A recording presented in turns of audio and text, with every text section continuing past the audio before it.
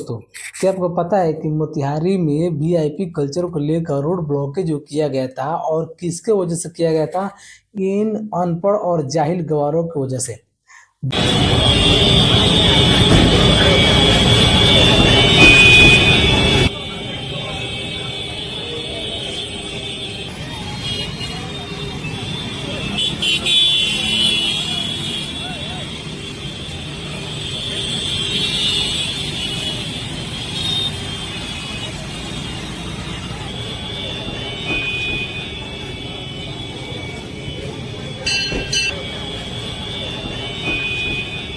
जो इन नेताओं की वजह से उस रोड को ब्लॉकेज किया था, उस 40 डिग्री टेम्परेचर में जो लोगों को परेशानी हो रही थी, उस परेशानी को देखते हुए इन नेताओं ने वीआईपी कल्चर को प्रमोट करते हुए लोगों को रोक रखा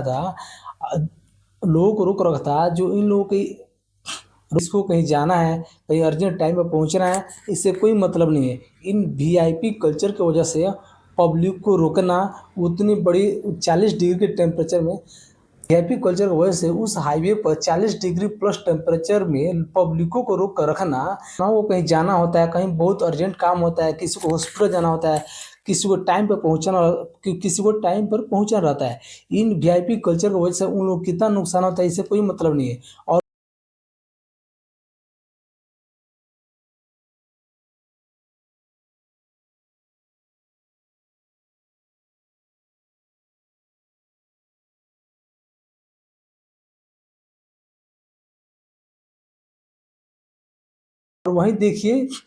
वहीं देखिए तमिलनाडु के जो सीएम है, उनका वीआईपी कल्चर निकल रहा है। वहाँ पे किसी प्रकार रोड ब्लॉकेज नहीं है, क्योंकि उनको पता है कि जब रोड ब्लॉकेज होगा तो कई प्रकार का समस्याएं उत्पन्न होगी। किसी को ऑफिस जाना होगा, किसी को स्कूल जाना होगा, किसी को हॉस्पिटल जाना होगा, कोई एम्बुलेंस होगा, किसी का इमरजेंसी होगा। वो वीआईपी कल्चर रहते हुए भी वो इस बात को समझ रहे हैं।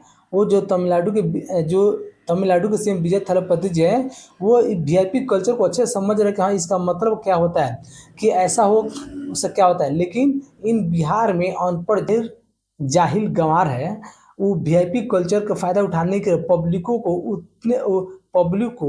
उतनी चिलचिलाती धूप में खड़े किए हुए हैं।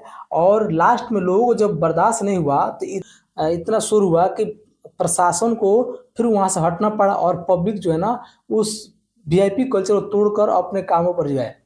अब इससे आप अंदाजा लगा सकते हैं कि वीआईपी कल्चर बिहार में कितना खतरनाक चीज़ है। उस आपके एक वीआईपी कल्चर की वजह से कितने लोगों को कितना नुकसान होता है, उसका भरपाई आप नहीं कर सकते हैं।